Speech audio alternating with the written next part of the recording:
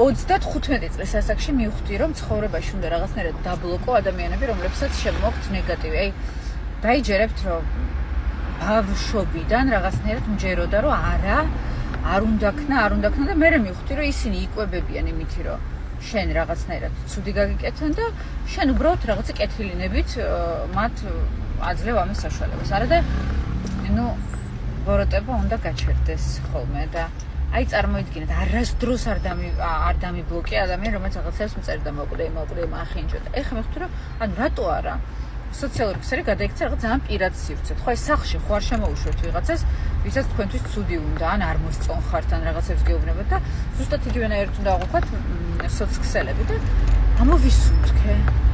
აი რაღაცნაირად სხვა ხედავ, რომ ჩემი კომუნა, ან კრიტიკას კი არ გულისხმობ და ვაიმე პროდუქტი არ მომეწონა, ეგეთებს არ გულისხმობ, რა თქმა უნდა ძალიან ჯანსაღი ამბავია.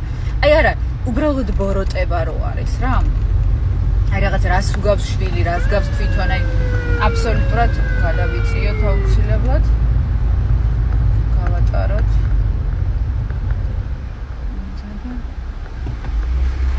ისეთ საცობებია ქალაქში, რომ ხო და მენტალური მდგომარეობა ძალიან მნიშვნელოვანია და თქვენს გირჩევთ.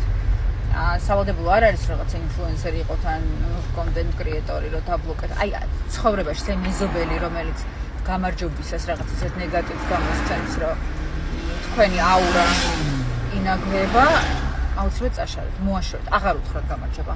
არა უშავს, ჯობია იყოს ცოტა უზრდელი, მაგრამ არ დაინაგვიანო ეს ველები. აი რა ვქნა, ესე მჯერა. ვარ მართალი?